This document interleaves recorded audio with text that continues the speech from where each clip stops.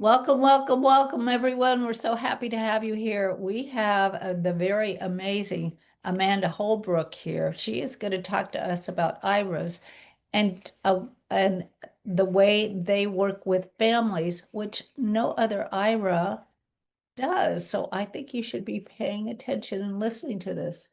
I found a quote that I think would be good for all of you, whether you're married or not, even though this quote is about married couples. This is the book that we just put out. It's it's we'd like you to help make it a bestseller. It's called Build Your Nest Egg, Discover the Magic of Money and Investing.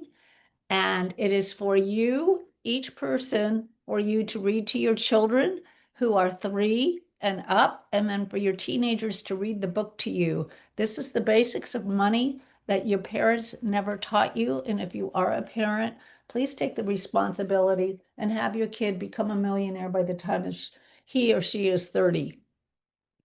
So here's a little quote before we do our introduction to Amanda.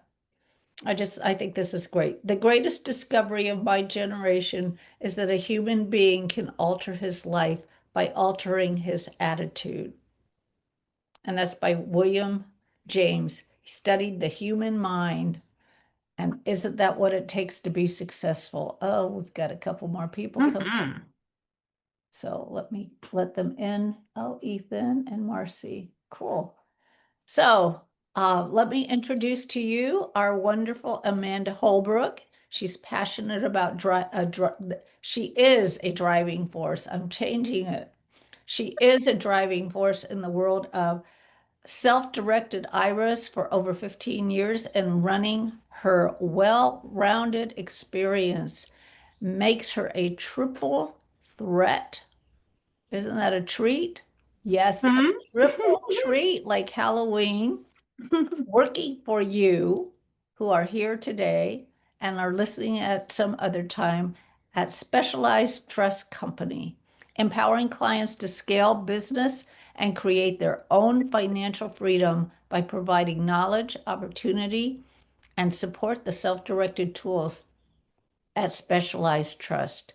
She has the ability to really connect and simplify the self-directed concept so that anyone can apply it to their lives. Even her kids self-direct. Yes, I love it, Amanda. So Amanda, you didn't have to go through that whole thing, oh Peggy. my God, this is so great. Amanda is a proud mother of two, a loving wife, self-directed IRA ninja, an investor, an investor, and Mm-hmm. I like the investor part. Of course, I love the children and the very loving wife because that's what takes success. That's what takes success. So, Yeah, Amanda, values too. what I'm going to ask questions after your 20 minutes of presentation, but one of my concerns of life is people people go into such debt. And people don't think about how to have their kids be millionaires by the time they're 30. So I'm looking forward to hearing your input on that. Which Mm-hmm. that you're gonna shift some of your conversation, and then we'll have that Q&A at the end. But it's, to me, it's a real concern that parents don't hire their children when they're eligible, which is at about, oh, I don't know, 6 years old, maybe 5, where you could give them the broom to sweep up the place or give them little chores to do and pay them enough so they can open their own IRA, pay the Mm-hmm. taxes, of course, on that money. And then when they get enough money, we now have crowdfunding money that can go into apartment complexes. So we're learning about that. So they can have their money working twice, right? They can have their Mm-hmm. money working in the IRA, and they can have their money working in, let's just say, an apartment complex or some commercial product that pays out 7 to 20% annual returns. So Yep. Amanda, take it away. All right. Here, let me bring this up. Okay. Let's get the big screen going. Thank you, Peggy. That was just an overly polite. You have to read that whole thing. I know it's wordy. We need to trim it down. I'm a bullet point kind of gal. You guys will figure this out. Hi, Marcy. Thanks for joining. Yeah, Marcy's a money gal Money gal. You like money gals. for her company. You All are right. muted, Marcy. You know, Peggy, I haven't been getting notices. No, you haven't. Uh, We're going to have Amanda talk. We can talk after we stop recording. Okay, perfect. So, all right, can everybody see my screen? Give me a thumbs up. Okay, so I want to go through, we're going to go through show me the money using self-directed IRAs. And we're going to do this kind of, family style. Because we're not only going to talk about where funds are, the types of accounts that they're in, but how you can, quote unquote, structure investments to get the whole family working together, and profiting together. Right? That's the whole point. These are just the fun vehicles we're going to be talking about. Peggy Legal makes me do this every time, so hold on to your butts. Specialized trust company is passive custodian and recommend or endorse these investments. Not not trees, not CBAs, we are tax-based, legal based, we are passive custodians, infotainment purpose only. All right, checked the box. Close, you're done. Done. Your intro was so great. I don't really want to, kind of muck it up, but I've been doing this a long time. Everybody that's on here and listening, I've been in and around this world for about 15 years, and I work with individuals, families, businesses, large groups to help kind of plug the holes in the boat so that you keep more of what you make and less in Uncle Sam's, but also teaching these same principles down, all the way down to our children. The number one knee-jerk reaction I get, you guys, is, oh my gosh, I wish I would have heard about this 10, 15 years ago. That is still the number one knee-jerk reaction. I mean, despite my best efforts, I think in industry best efforts, you don't figure out about this world really until until there's a need. And usually that need is either, hey, I've got a deal, or you felt some sort of pain or stress with your current portfolio where you're seeking out a different way. All right. If you only go to one source, you typically only get one type of answer. It's up to us as individuals, as investors, to do the research and make those educated decisions for your family. Because what my family does might not be what's right for your family. And that's okay. That's perfectly okay. All right. So all the same things that are working against you are working against me, are working against Ted and Marcy and anybody else on here. Okay. You've got taxes, inflation, you've got costs and fees, and you've got market variables that you cannot control. These are all of the things that always work against you. And the key thing there that I said is control. The more control that you have over your investments, the higher likely of a positive outcome, or in our world, profitable outcome. So let's get this guy out of our pocket, because he may want it, but he's not going to get it. It's not. So this one, I have to give it to Kiyosaki here. But my favorite part about this quote, because we've all heard, hey, it's not about how much you make, it's how much you keep. We all know that one, but I love it's how hard it works for you. I'm a big fan of passive, and how many generations you can keep it for. There's a huge transfer of wealth going on. I work a lot in inherited IRAs. Like it's more important now to plan, I think, than ever. So let's just dive in, because if you fail to plan, you plan to fail, right? And we're not failing around here. So the tools that we're going to be talking about are self-directed, I want to say accounts, right? They're not self-directed IRAs. There's all types of accounts, but I know you kind of have different levels on here, Peggy. So I always like to start with making sure everybody's at the same starting line to keep it fair. So if you're one of those that are like, well, Amanda, I've got this account at, we'll insert big bank name here, and it says it's self-directed on the page, right here on my screen. It says it's self-directed right here. All they mean is, if it's one of those big banks that we all know the brands and the names of, they're saying pick your stock, bond, mutual fund, index fund yourself. And that's what they call self-directed. That's not what we're talking about here. Self-direction is where, and it's been around since the 70s, same types of accounts, but you can invest in what you know. So whether these are commercial deals, private placements, wholesaling, real estate, notes, land, timber, LLCs, percentage of ownership of private companies, these are all things that you can do inside your retirement account. So that is the true self-directed account that we're referring to. Okay. Anybody want to guess what you need to have an IRA? You want to guess what? What you need to have an IRA? A job. You have to have income, Yes. That's one of the affordable requirements. income. Yep. You have to have earned income, a heartbeat, and a social security number. Like those are the 3 criteria. Okay. So if you guys have earned income, a heartbeat, a social security number. My LLC can't have a self-directed IRA? No, but it can have a SEP simple or a solo K. Yes, that's true. Okay, thank you. So you went right into it. So you have personal accounts, you have small business, and then you have specialty accounts that are like the education account and the health savings. So if you have a high deductible health plan, your HSA can be self-directed. Inherited IRAs, I think that is a big one that gets missed. When you inherit that IRA, it's like, oh, I can't touch it, hot potato, you got to kind of leave it where it's at. No, I mean, if you can do better than your broker, pun intended, by all means, self-direct it, invest in what you know. Real estate just happens to be, one of the 3 basic needs of every human being on the planet. So guess what? It's probably, it is, I won't say probably, it is one of the largest asset classes that we see in the self-directed arena. Okay. Right here, guys, this is what I call I'm going to go to this one. This is a screenshotter, okay? Now, part of the exercise here when you're learning about this stuff is get your pen and paper.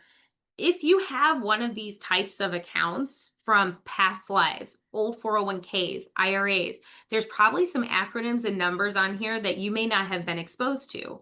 403Bs, 457s, drop plans, there's TRS, there's PERS, there's TSP, that's our government's version of the 401k. So if you have one of those, or if you've had one in a past life, thank you for your service. When you join the military, that is the government's 401k. All the way to drop plans, defined benefit plans. These are all types of employer-sponsored plans and personal accounts. All of them can be self-directed. Okay. So this is where it's a good exercise to sit down and just see, okay, what assets, I always say buckets. So just get used to that, gang. I know it's not a professional financial term, but what buckets do I have my funds in? And where they're at and how are they taxed? Okay. So size does matter with a lot of things, but in tax sheltered accounts, it is so important. Why? And Peggy, this is one for you. How much money are in self-directed accounts? How much money, not self-directed, but retirement accounts out there? How much money? Trillions. Trillions. You're correct. There are. What's that stand for? What does trillion stand for? No, what's on your screen? OPM. Oh, other people's money. Absolutely. So as Peggy does and her team do an amazing job of sourcing out deals that, and opportunities that you and I may not have been able to see. If you ever read the book, it's not, how, I'm going to say it wrong. It's not how, but who, right? Yeah, I said it right. But it's the who, not the how. That's it. I'm like, that didn't sound right. It didn't roll, but my point in sharing OPM, is when you have networks like this, that's where your next opportunity is going to come from. It is definitely who putting the right butts in the right seats. And so as investment sponsors, and those that are raising private capital, they're looking at it as, how happy are you with your retirement account? And I ask you guys this as attendees, how satisfied are you with your retirement account? Are you asking about the account itself, or are you asking about the companies that have it? There is That's a loaded, you can tackle that both ways. You can tackle it from performance, or you can tackle it with the companies that host your account. or custody. Is that what you call it? It's custody, but Yeah. host sounded more hospitable. Or hospitable would be nice. All right. Yeah. So does everyone on here self-direct or has had experience with self-directing? And you can throw stuff in the chat. I'm probably dangerous multitasker. I'll bring it up here if I can get my menu. If not, we'll address everything later. But my point here, and kind of where you're going, Peggy, is there's a lot of money in retirement accounts. Okay. 38 trillion. Oh my God. That's insane, right? And that's a last year's stat. I need to go back and pull this one's because it's come out at this point. And I mean, it's only growing. But with all the diversification, the rockiness we've seen in the market, you're seeing a shift. I mean, I can tell you I see it because I'm seeing some of that fear-based movement when things are uncertain. You know, that means when folks are moving accounts over without having a deal to do. This one I'll go by, and I'm happy, anyone that's on here, I'm happy to share resources. So this is if you were raising private money. But here, I want to give, and I think everyone on here is experienced with this, but I get a lot of technical questions of like how this works. So before I get to the fun stuff of like partnering and paying your children, I want to make sure everyone understands how this works when you do a deal. Okay. I had an old 401k, Amanda. How can I do a private placement with Peggy in my 401k at a Fidelity? How does that work? You know, we simply just roll it over, okay, into a self-directed account. That's your step one. And how does that work? I ask you questions like your name and address. Everything's done. Since you were mentioning Peggy, hospitably, we will complete your DocuSign for you, a statement ID. 2 weeks later, your funds are there. And in the meantime, you're going to get a self-directed IRA with a fancy schmancy name. So instead of your personal name or your LLC, it'll say Specialized Trust Company Custodian for benefit of. Right. But do you talk to them at this time about converting from a traditional to a Roth or converting part of it? Mm-hmm. Okay, good. Absolutely. So For that you goes too. to part of our difference, like what differentiates us is when we sit and we talk about what type of account. If someone says I have an old 401k, we're not just going to slam you into a traditional IRA. You know, we're going to look at something more like we're going to ask questions. How do you have income coming in? Are you in W-2 world? Are you an entrepreneur? Are you both? Are you married? You know, do you have kids? Do you compensate your children through your company? These are all things that we need to know to make sure that you're put in the right vehicle. Okay. And then what I do is I will, you know, even down to the investment piece, you know, so I'm going to go to the next one here because I think we all understand this flow. You can't go up and down on the family tree. But this is what I want to get to. Boop, boop, boop, boop, boop. We can do all Good kinds of stuff. stuff. Yay. Yes, we can do all kinds of stuff in self-directed accounts. But this is an example of just a rental property outright. It's the same thing as a note. So instead of a note, you have a house. Okay. But partnering is one of those big things. So when you have a multitude of accounts, which unless you are just, you know, single, you never married, you don't have kids, you know, but even when you are, you typically have a multitude of accounts. You have either a traditional and a Roth IRA. Maybe you had an HSA, or maybe you have a solo 401k as an entrepreneur, but you also have a Roth IRA that your parents set for you years ago. Okay. Or you set up for yourself. Now you have all of these buckets. How the heck do we get them working together? Peggy, when you have a multitude of investors trying to go in on the same deal, what do you do? They fill out the important work. They fill out the form. Yeah. Oh, you froze on us. You We don't, froze on us right in the middle of your answer. I'm sorry. I think what you were saying is, you know, you would partner together, you know, and you can partner, you know, directly on the asset itself, you know, or you can form an LLC. Like those are your options. well, they're different. Well, and how they're held are different. If you're in a partnership, you know, and it still could be a LLC, you don't have to do a subscription agreement. You just have to do an Correct. LLC agreement, whereas if you're not an active investor and you're a passive investor, then the requirements are very different. Okay. All that DocuSign stuff that has to be done.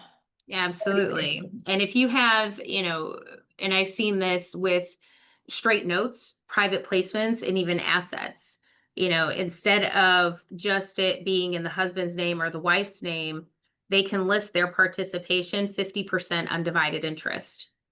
That's perfectly fine. Even though they're in that trunk of the tree together of disqualified individuals, they're Or not they're commingling. they're going into a partnership with a syndicator. Is that what you're talking about? Yeah, that's an example. So if they were in a partner with a syndicator and say the syndicator's minimum was 100K, Right? and they're like, oh, nuts, Amanda, I really wanted to do this deal, but my hubby Joe over here has 50K and I have 50K in my traditional IRA. Can we make this work? Yeah, sure. Well, absolutely. You know, Absolutely. you can partner. So on that syndication, that long titling, specialized trust company custodian FBO, Joe's IRA owns 50% undivided interest. And then the wife's is the same at 50% undivided interest. So per the investment provider, the sponsor of the deal, when they send out those, quarterly returns, it goes to the trust company here and we see that it's titled 50/50 and then we deposit it into their accounts as such. You know, Exactly. this is an example right here, guys, of just that creativity that we bring to the table that you won't find on like a Google or a Chat GPT even.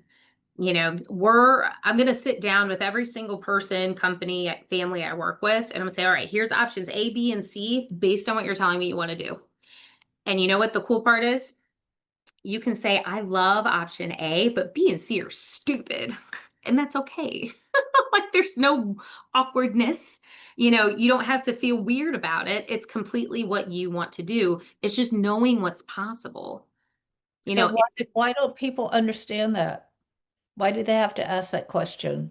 I mean, Iris have been around for longer than me. No, not quite. But the don't the IRA companies explain when you put your money into an account, here are the things that you can do. You should be out looking to make that money work. mm-hmm. Because your company doesn't pay any money, even though it's in a savings account, because it's on basic bank rates, isn't it? Mm-hmm. Yeah. So, and I mean, I've seen this because I've been in this industry a while, and I know you and I had a long chat about this. And in our world, they're going to fall on like two sides of the coin. That funny disclaimer I gave, guys, that just means we're a passive custodian. I don't sell investments, period. I cannot. They will take our trust license as specialized trust company. Okay. We cannot. I can show you the how. I can show you the different, structures that I've seen clients do very creatively, but I could never say, hey, call Peggy, and vice versa. But what we do, we take a hard stance on educating on what is possible. Case studies are amazing. Pulling together, just like I said before, it's the who, not how. Finding other people that are doing it, and saying, hey, how did you do this? How would you have done it differently? If you were in my shoes, how would you do this? And just getting that feedback and then making the right decision for you and your family. Because I say it's like a puzzle. Every person I work with it's a puzzle. Everybody's going to be a little bit different. Everyone has a little bit different outline. And I mean, you're going to laugh at this, Peggy, but one of the first questions I ask is, do you want today money or tomorrow money? Yes, I'm the retirement gal, guys. I get that. And this is all delayed gratification. It is all tomorrow money. 59 and a half, that's turning 21 all over again. Woohoo! All right. That's what we call that, 21 all over again. You can take that money out, that you've made from that deal and, go to Hawaii, Tahiti, living costs, etc. But my point in in sharing that is, some people want today money. I want today money. I mean, you went over my bio. Like I've got kids, they're in sports. I want to give them the experience. So the key is how you're structuring it. Well, the only tool I have in this arena, guys, would be a solo 401k. You can do a restriction-free loan on that. That's the only instant gratification tool that we have in this. But for a lot of folks, they might be wanting to have their cake and eat it too. That's the key. Why recreate the wheel? Invest in what you know, right? So this is just a deal flow with an IRA or a 401k owned LLC. I'm sure you guys have all heard of checkbook control. It's not a product, that's deal structure. That is just when an account or accounts plural own an LLC. Guess what? When you get an LLC, you get this fancy thing called an EIN. And guess what? You can go down to your local bank and open a business checking account with an EIN, and they give you a checkbook. So I'm going to touch on this, Peggy, if it's okay, because I don't think a lot do. When does that make sense? I hear all the time, oh, I was told I need an LLC. I have to have it. Typically, especially if you're greener than the grass, LLC is probably not the best way to go. There's additional filings, even though it's a tax exempt entity. But also when the custodian holds the LLC in the account, that's all we can see. We can't see what you're doing over here. So, I mean, if you're greener than the grass, you're probably a walking, talking prohibited transaction waiting to happen, yes, because you have to keep very good records, no commingling, no prohibited transactions, no self-dealing. Like these are the no-nos. I call it the bumper bowling. But there are some structures where it makes sense. Like if you're flipping a house, that's super freaking active. I don't care how experienced you are, your purchase orders are never correct the first time. You always got to go back for something, or you have to pay a laborer same day. That just makes more sense. Tax liens, most have gone online. You got to have a checking account and routing number to bid on their online platform. There you go. And so it's always to each his own. I always want to touch on that. All right. So the big I one. love Roth. What was that? The I Roth. love Roth. The Roth. ROTH. Okay. You pay the tax on the seed and not the crop. The second tax environment, right? When I say Roth, and this is what I do, same with kids too. A Roth grows tax free. And I say it really annoying like that because go ahead, say it out loud with me just for giggles. Tax Roth. Yes, tax free. All right, you're smiling. Ted, I you don't love tax tax free? free. Yes, you do. I read your wall. You like tax free. All right, so the tax free piece, the more you can get growing tax free, the better. So we're going to start with what I would say mom and dad as a business owner. Okay. If you have a business with no W-2 employees, this is by all means the most powerful tool is you have a solo 401k. All right. You have your company. You are in your company. You wear all of the hats, newsflash, but there's only two roles in a 401k, an employer and employee. Okay. You are the employer as a business owner. Ted, do you want more write-offs or more write-offs? Always more write-offs and deductions, right? All the time. Because it's not about what you make, it's what you keep. $7,000, $8,000 IRAs are probably not going to be moving your tax needle, but 25% of the net up to 46.5, that'll move your tax needle. But wait, Amanda, you were talking tax-free like 2 seconds ago. I know, because here comes the best part. When you're also the employee, right? You are your own boss, right? Regardless of income, you can put in 23.5 under 50 and 31 over 50. Okay. So at minimum, you have 70,000 you can put away a year. That's huge. I talk to so many business owners. They're like, well, I never had a 401k. I've been self-employed a long time. That just like, it's always a face slap because there's so much money I'm sure you paid Uncle Sam that you didn't need to. But here's the big one. And Peggy, I'm going to touch on this bullet point number 4 too. You have large contribution limits, tax diversification in one plan, so you get best of both worlds. The restriction-free loan, which I'll talk about here in a second for those of you that are looking for today money. But here is the like hit it home run. That was a horrible sound effect. But when you are in a leveraged investment in just an IRA, okay, So whether this is a commercial syndication or a single family home where you're putting a down payment and getting a non-recourse loan, which just means it's asset-based, no PG, personal guarantee. Do you think the IRS is going to give you the same treatment on those funds? No. They hit you square in the teeth with something called UBIT, unrelated business income tax, and just put a number 3 and 7 right on those two front teeth because he's going to hit you right there. 37% tax. That's a lot. Ugh. We don't want to do that. How do you avoid it? 401k. A 401k is a qualified plan when used for the purchase of real estate. No UBIT. It should be one that hits home, because leveraging is just a way to buy more assets with the same amount of capital, correct? So this is a huge one. So when I say this is like the ninja triple threat, like this is, especially for my real estate investors. Okay. Here's that today money, guys. You can screenshot this if you're interested in a 401k loan. And I'll tell you, if you're listening and you have an old 401k, you don't work there anymore, they're not going to let you take a loan. You don't work there anymore. You got to put it into an active, self-directed 401k. But this is arbitrage at its finest. The DOL, Department of Labor, will allow you to borrow 50% or 50,000, whichever's first. That's not me being mean and saying you can only take 50K. But you take those funds and then you pay yourself back with interest. So it's prime plus 2 over a 5-year period. So fully amortized loan, same calculator you'd use to figure out a car payment.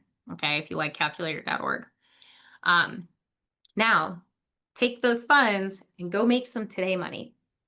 And then as you pay the loan, and I hate calling it a loan, but as you pay it back to your 401k, that's like forced savings. The interest and the principal go back. This is huge, especially for a stage of life. I had a client earlier today. He switched jobs. He's going into management, back into IT. Awesome. Like that's his jam. They have not 1, not 2, not 3, not 4, but 5 children. She's just now, because 3 of them are under 5. The other 2 are just barely over 5. Right? That's a stage of life where she's like, I need to be present. Like, I'm just going to take a couple years. I'm going to be stay-at-home mom. So they're in that transitional life phase where they need more cash flow today. Guess what? They both have old 401ks. So now they're going to be able to tap into 100K where they're paying themselves back with interest versus going on and taking debt and feeding a bank. That's a game changer for them. But just, again, it's being creative. So they're doing a 401k, So they do real estate as well. but So not a Roth. They're doing a 2-person Roth solo 401k. Okay. So this exact same plan is what they're doing. But since there's 2 of them, they can each take a $50,000 loan. So now they have an extra 100K within the next 3 weeks that's going to be hitting their account. So now that we've got the paperwork done, they're deal sourcing right now. Do they have to pay any interest on that? Prime plus 2 is what they pay themselves back. So you're Is that by hovering. law? It can vary. Like TSPs have a much lower one, but that's the government one. Majority of third-party administrators that underwrite these are going to be always at prime plus a point or 2. It's pretty industry standard, Peggy. I don't think it's a law. It's always going to be fair market But rate, it's their own. Why do they have to pay anything back? It's their. I agree with your argument. It's my money. But because you're touching it sooner. But you're not.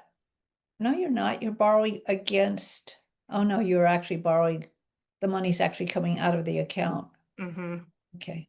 That's why. I'm with you though. I appreciate your logic, because I say the same thing. I'm like, well, why? Okay. Tell me why. Show me again. This is just, we're right at, I want to keep this kind of evergreen. So this is really good at any time of the year, quarterly, but even especially mid-year, because you still have some time to do proactive planning versus being a reactive planner. Because that's a oxymoron. That's no such thing. You don't want to be reactive. Determine if you have a champagne problem. I'm not talking about drinking too much champagne. It's, hey, you crushed it. You hit it out of the freaking park, but now you know you're going to be paying through the nose in taxes. Like, what moves can you make before end of year to make sure that you're not paying through the nose in taxes? Always establishing small business plans before deadlines. Are you compensating your kiddos? Guys, when you compensate your kids and compensate anybody on a 1099 or a W-2, are you reducing your corporate return? Are you saving money? If you're paying your own children, you are. Yeah, but it lowers your taxable return on the company level. That's huge. We're And gonna the bring kids, it home with the kiddos. and the kids still have to pay taxes though, if they're either 1099 or W-2. Yeah, it's very minimal. Um, there's ways to wash it out, but it's very minimal as Well, if far they're as like any, 1099, they're running their own business. So yeah, they could wash that out. yeah. Well, yeah, there's, see your CPA. I have to give that disclaimer because I'm not one, but these are tax advantageous accounts. So you're always dancing around the topic. Um, again, there's my word with buckets. You know, the game of keeping what you make is just having the different buckets. If you've ever read Profit First, that's Profit First is just having your different buckets in an operational business. This is like the 2.0 of that. And mirroring what you're doing in the tax sheltered world. Okay, this is number 5. I want to like highlight. If I could make it jump out at you, I would. Ask your CPA, can I do a Roth conversion without paying any taxes this year? Yeah. Well, It's ask away, possible. but make sure you're working with the right CPA. Yes. And even if you do a Roth conversion, I'm going to touch on this some more because I know that's a hot topic. And if you need more business capital. So let's go, because we're going to get what's actually a good segue into Roth conversion. Yeah, Okay. because we're almost, we only have 15 minutes left, so we want to get to Q&A. I gotcha. Okay. So we're talking Roth. How do you not pay tax at all? On a conversion. Yes, a Roth conversion. All right. But when you do a Roth conversion, okay, you're going to pay taxes. Have you guys ever heard of this term? Yeah, The absolutely. mega backdoor Roth. Talk about it all the time. Everybody here on the show knows everything there is pretty much about IRAs. That's awesome. So how do you not pay taxes on that? So I'll give you a case study. All right. So when you do a Roth conversion, okay, it is taxable. It's taxed as active income. You're going to get 1099-R. Okay. Now you need something in your other, outside to offset that, but you can't take passive losses against active income unless you have rep status, real estate professional status. That is possible. There are also some certain investment structures that will give you those carry forwards and losses. Peggy, I'm sure you know of a couple of those. Okay. But here's the thing. This is what Dr. Garber did here, and he gave me his permission to share and use his name. Just for the record. Okay, what he was able to do. So I gave him this concept in the solo 401k. And I said, look, you can get the rep status over here. You talk to your CPA. And then when you switch from the tax deferred side to the tax free side, you're going to have to pay Uncle Scam, which this sucks. That's why I'm making a fist. But then you can take all of this over here, this, accelerated depreciation. Hopefully the big, beautiful bill passes and it goes back up to 100%. That would be grand. But what it does, I had one CPA call this the bathtub. They cancel out those taxes. So he just took what Dr. Garber was able to do is we started working together. We met at the end of 19, but we really started getting into it in 2020. So it was under 3 years. He took the nest egg he had his retirement account. He started in single family. He went into multifamily. He now does funds and syndication. So he went up the ladder. Okay. As far as like his investment portfolio. And what he did using that cost segregation study is he moved over $500,000 to that Roth side and didn't pay a dime because he had that rep status. That makes sense? Yeah, that makes sense. But what about a passive investor? as a passive investor, So you're yeah, we work with people that want their money working, but they've got a job that they love. So they want their money in passive. And so they are passive, but so is IRA. IRA is passive. So who sees it as active? Because so it's the two terms that we're using are conflicting. So when you say when active, when you do the conversion, it's reported as active income. So you can't take that passive against active losses is your point unless you have rep status. But what if you don't want rep status? What if both of you are doctors and you don't do real estate full time? You don't qualify. What then? right, For example, I have a team. I feel bad because we're kind of talking about docs, but I have a group of orthos that I work with, and they do what's called a discounted rollover strategy. To where they're getting their asset evaluated and say maybe they went in at 100K and the valuation comes back more at 50. And this has to be by a qualified third party. Sometimes when it's held in an LLC, you can get a little bit more depreciation. Notes can get more depreciation too. Again, that's see your evaluation, but you get where I'm going with this. You had a 100K yes, investment. Now it's valued at 50. Would you right, rather pay tax on 50 or 100? right. So And now you can roll it. Yet now you do the conversion. Now it lives in the Roth. So when it 10X's, it's all tax free, So baby. you don't require an appraisal. It's so every asset, Peggy, is different, but they do require a fair market valuation is required. So it Yeah, should be a that's third different than, party, right. A fair market value is, professional. Yeah, it's not always an appraiser though. A BPO on I a know, property types is okay. I'm asking because the company I'm with requires an appraisal, period. Yes. No. Okay, we'll talk later. Yeah, that's not always required. It's a third party professional, which a real estate agent's a licensed Uh, professional because they're just pulling comps. I And do them all the time for other people, yeah, but and the company I'm with, yeah. when you're Okay, in multifamily, a lot of times it's a tax professional, or even I've seen them come from attorneys. So it just depends on the asset that you're in. Basically it's only worth what somebody is willing to pay for it, period. Right? If exactly, you were to sell it today. exactly. Um, the other key on the conversion is if you guys are thinking about this, and sometimes, like you have a transition year, right? You know, when you're asking your CPA, can I convert this year um, without paying any taxes? The second question I want you to ask, because there's always a bracket, right? And you might be right here in the middle of this range. All right. How much can you convert? So the margin between here and here before busting through the ceiling. And what would the tax burden be on that? So basically converting enough so it doesn't bust you into the next tax bracket. And can you stomach that tax bill? And if you can stomach that tax bill, take the freaking short-term hit for the long-term gain, please. I know we live in an instant gratification world, but your future self will thank you. And Yes, and rant. I'm sorry. Okay. the time value of money is so important. Yes. Yes. Okay. So now to the kiddos. So we'll do some intros here.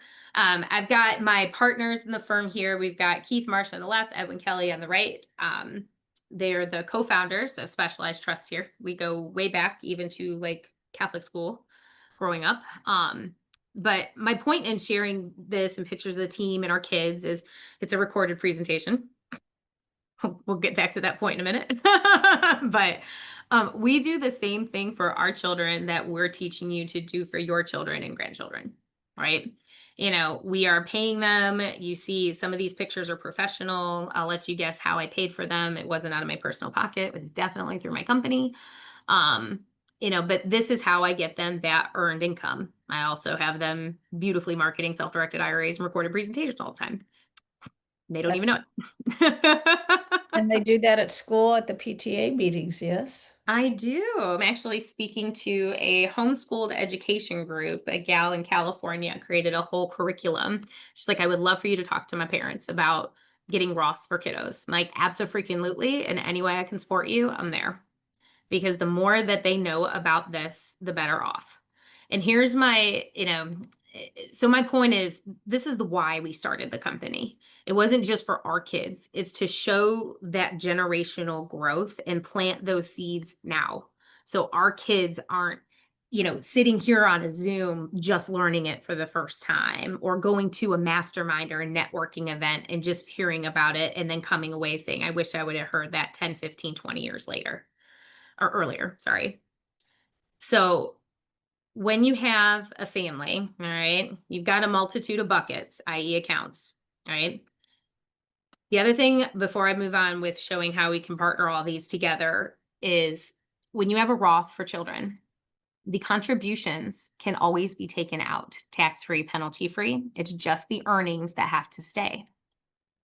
So I'm a fan of education accounts, et cetera, but I also want my kids out of my freaking purse at some point. Right? And I'm sure all parents have been through that headache, especially when they get out of the house. Like, stop asking me for money, go make your own. So this is the plan is, yes, you can take out the contributions. Exceptions to the rule. Can you help pay for tuition? Yes. Down payment on a first home. Yes, they can do that too. So we all know house hacking, right? Is there anything wrong with taking that down payment? We've added them to the credit before they were driving so we can get a lower interest rate on our insurance, but also build their credit. So now they're going to go get a mortgage. How many doors will Fannie Mae lend on? 4. And then they're going to rent those rooms out to their minion little friends and say, we're renting from some property manager, right? So I don't want them to know that kid owns the property, but now they have the mortgage paid for, cash flowing asset that's depreciable, as well as cash flow for their own living expenses. That's like boom, boom. It's like, winning the cash flow game. If you guys have ever played that, setting them up for not only paying for their college, but how they can turn that into a cash flowing asset. And that started with an IRA, an earned income, and child labor. I'm joking. But yes, the child labor part, let me not joke about that. You do have to provide documentation that your kid's working, all right? You have to, like when I'm doing these are recorded, there's documented. When you do Facebook posts or you do a mailer, it's documented. Just throw it in a folder. We all have phones with like albums on it, right? Whenever you see me in person, we'll check out the child labor folder together. But I've got pictures of my kids at properties holding, for rent signs, raking leaves, sanding walls. They're earning it. It's that family that grows together. So this is just kind of a visual, guys, of when you're opening up these different buckets. So this can be up and down on the family tree. I have clients that do this for their parents. I have clients that do this for their children. I have siblings that just say, we're partnering together on deals. Okay. When you have, and I'll pick on my family, there's 4 of us. I got to do 4 deals a year just to keep it an even playing field. Do you have kids? Do you have No. kids, Ted? Marcy doesn't either. Ted, No. do you? I had 3 children and 9 grandchildren. All right. You almost made me spit out my water, and I still have the frog in my throat, Ted. Okay. So, right there, your 9 grandkids, your baseball team, that's a lot, right? And I know I have mom guilt. My second doesn't have as much as my first. It's just time. Excuse me. I'm going to mute myself because I don't want to sound like a frog. I lost the mute button. Okay. Well, it's fine. We'll be a little froggy. But my point is, you're not going to have the deal flow to make that work. So how can you do that? Partner them together in an LLC. Everybody has a piece of the pie. How this works, guys, when you're looking at the operating agreement, instead of just mom's 401k, mom, dad's Roth, kids Roths, everyone owns a percentage. It's no commingling. Everyone owns that clean percentage. So no matter what you invest in, all the profits go to that one kitty, right? And then it's just split per the percentages of the operating agreement. Ta-da! But you made life simpler. I'm a huge fan of the KISS method. Do you know what I mean by that? All right. I want to make sure that we have time for Q&A. I know you guys are more savvy here, but I know when I talk about this stuff, and I am a fast talker from Ohio, I apologize. It kind of makes you hold your head like, oh my gosh, fire hose. Um, I appreciate your time and listening here. This is my contact card. I'll leave this up for a second. Um, Feel free to scan it. You can save my contact, shoot me yours. That's fine. On my little talking head here, this QR code goes right to my calendar. That's the call to action here is if you have questions about where you're at, just have a conversation about it. That's it. Talk it through. It helps to have another set of ears or eyes looking at where you're at and what you're trying to do. Because it's the whole mastermind concept, right? If you're trying to go at it as a one man, one woman army, you're not going to win the war. It takes a whole team. So I'm happy you've given me this time. I will reciprocate and give that back to you. And that's the true commodity here. So I'm happy to help. And Peggy, you've got an awesome community here. When Peggy and I met, you were just like, no BS, straight to the point. And I'm like, oh God, I love you. They need more of you in this world. It's your money, it's your future. Do it your freaking way and get out of my way. Right. Like that's how most should be. So I appreciate that about you. And I appreciate that, you have such a good heart that you are doing the homework and due diligence for other investors to help avoid those bruises and cuts, which that's a nice way of saying, guys, like the financial pitfalls. That's, and if I may, and if I'm off base, you can tell me, that's what I would identify as your superpower. You're experienced and you don't just teach, like you do it. And that's, I think you guys can figure out I drink my own Kool-Aid too. But kind of what you were poking fun at earlier, there's a lot in this industry that don't. And it baffles me. Like, how can you not? So I'll open it up to questions. I know we had a little bit of a tech issue, so we're going to have a lot of recordings going out. But were there any particular questions that either you or anybody that's listening that I can't see had? Please throw them out. Well, I actually, you're the first person that's come on that actually talked about the things that I actually have put in the book, which wow. is start at teaching, put your kids to work early. As soon as they can hold a broom, they've got a job. Once they've got a job, they could start their Roth IRA because you can only put in a little bit. I don't know. So let me ask you this, because you've just sparked more thoughts. So I will just say I have a 3-year-old, and I want her to start earning because can she set up her own LLC at a young age and then be able to do the Roth 401? I mean, where she could put in more money. Is that possible? Or are I've we had not as really young as 3, pushing? but I've had teenagers who do it. I don't know if the age would throw a red flag. Okay. Like, potential audit is what I mean by red flag, guys. Definitely. But I have definitely seen teenagers set that up. So it's possible. I know you mentioned as far as age, and I think the suggestion is is differ per professional. As long as it's very documented. That's the CYA. It always is. What if you get audited? Just making sure that it's earned income. And the other one too, guys, I don't want you feeling like, oh my gosh, I have to go get some LLCs and pay my kids, and I don't even have any of this stuff. If you feel like you're behind the 8 ball, you can do a Coverdell educational savings account. It's True. the federal version of a 529. Anyone can contribute to that. And it's That's up to, right, the Coverdell. yeah, anyone can be the contributor. It doesn't have to be the parents. It does have income limits, but you don't even have to have earned income to contribute to it. It sucks. It's only $2,000 a year. Sorry, I said it. Like, you should be able to put more in them. They grow tax free. They're transferable.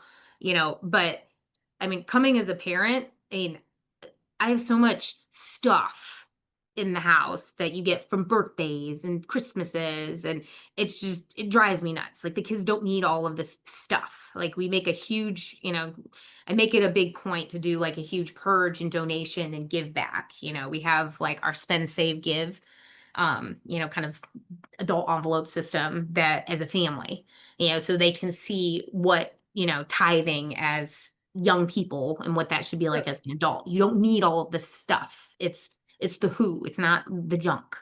You will survive without the junk. You can make that junk will make somebody else smile, that piece. But instead of that, hey, here's a fund, put it into their, education account. Appreciate you, Ted. So so the kids actually really, they start thinking when they're teenagers anyway. Mm-hmm. So they Yeah, can start their own LLC and then they start their own 401. yeah, they could. So they The could key add is that more money. Do they there's add earned more money? income. The question They, is, do they add more money? it's Or, because they have to have the earned income in well, the we understand LLC. that, but if you can add like up to 70,000 a year, are they adding everything they can to that? Do they understand? See, here's the second step. To me, this is the most important step. Where are you moving that money? Not moving out, but where are you having that money invested? Oh. So it's making 7 to 20% returns annually, because that's how you make it grow. So the more you have, the more you could grow it. So at some point, you'll stop doing that, at least stop putting everything into it and keeping more cash once you hit like 60 or 65, Mhm. because you don't want to risk. So when you're young, you can afford to risk. When you're older, you cannot afford to risk. I just Mhm. talked to a lady today. She's like, I'm not going out and getting another job. I'm not at I'm past that age. Thank you very much. I want my investments working and making money for me. I'm like, yes, that's why we do this. Yep. So I'm just wondering if the kids actually go that Get far. it? Yeah. When they're minors, even with our kids, it's the adult is the responsible individual Sure, absolutely. until they're of age. But I know a lot of dumb 18-year-olds. I'm sorry. Like I wouldn't trust you with anything. So Weren't very bright hey, at that age. yeah, there's, you can put in, Dumas clauses, Peggy, like have a financial POA and say, if you're a Dumas, you don't get this. And if you pass, what I mean is just, they're a dumbass. They're doing stupid stuff. They're not financially responsible. When they are financially responsible, then you hand over the reins, Well, that's why you start at the age of 3. That's exactly why you That's start why everybody should young. be buying So this book, because I it love gives the that. basic, look, it's the basics of money that our parents never taught us. So I put the basics together, even though I'm not a parent, but I Hmm. have lots of relatives, and this book needs to be read truly, because Hmm. it's the basics of money. Money, I mean, parents don't talk about how money works. That's Yeah. all it is how money works. Like what And you've been talking about is how you're making your money work. and it's I think it's a generational thing that we're seeing shift. Like, growing up, it was super taboo to talk about money. We talk about it all the time. It's just like the story you hear about, um, why they made their turkey without legs. They did it for years at Thanksgiving. Why was it? Well, they found out because, grandma was in the Depression and she couldn't afford a bigger pan. That was the whole And reason, to cut it you off, know? that's the same as the ham story. That's the ham story. Yeah, the ham story. I said the wrong meat, but you get it. Oh, it's all Um, right, because all it shows, because we talked about having an open mind today, is that we hand a conversation down, not really knowing that we're handing it down. And the next generations, forever and ever and ever, take that as part of that's what it is. That's how yeah, it is. No, they don't it's not. question it, We until have they to know to think, question. yeah, we have to think for ourselves. Parents are supposed to open doors, and they don't realize, and the kids don't realize that those doors are not being open until you get to where you actually know how to think and you're Mhm. curious. It is about being curious. Why are they saying that to me? What is another way I could be doing the same thing? what could I invent? What kind of job could I get that would let me do a 401k where I could add $70,000 a year? Yep. So, Absolutely. Speaking of 401k, did I ever tell you the name of mine? You know, you can name your 401k whatever you want. what did you name it? The nest egg. Oh, did you? Oh, that's right. You did tell me that. We did have a conversation about So that. whenever I see it, I'm like, ooh, is this something for my TPA? Like, is this something from pension planning? I'm like, nope, it's Peggy. So do you have any last moment things before we end this? Yeah, I mean, my final, my parting words, take action and have the conversation, whether that is with your kids, with your spouse, with myself, with Peggy, just have that conversation on where you're at and where you're going. And even if you feel like you don't have the means to get there or lost or it feels overwhelming, that's when you have that big hairy audacious goal, just chunk it down. Like, Peggy, I know I've told you everything we do here, it's a process and procedure checklist. That's it. That's all investing is, you guys, is a process and procedure checklist, just to simplify it. So do yourself a favor, even if it's out of your comfort zone, hop on a calendar, make a phone call, shoot an email, and just get those conversations started. Because if you sit there and you keep your nose in Chat GPT or Google or even just in a book without action, you're never going to get the results. You're just going to be very entertained and probably overeducated. So, Thank you very much. We'd love you to come back again. I think what would be fun is if you had one of the kids come on with you, probably with their parents, to talk about what they're doing and how they're doing it. yeah, no, that would be great. And Um, and I I'll, would like I'll, it. I'll talk. I'll have to talk with we'll have a training Okay. training session with my daughter. She's 13, so we're Oh, totally that'd be at cool. that sass hole stage. Okay, that'd be great. So I want to talk to you after we're stop recording, if you wait a Go minute. ahead. Or all done. Thank you for listening. Okay, thank you.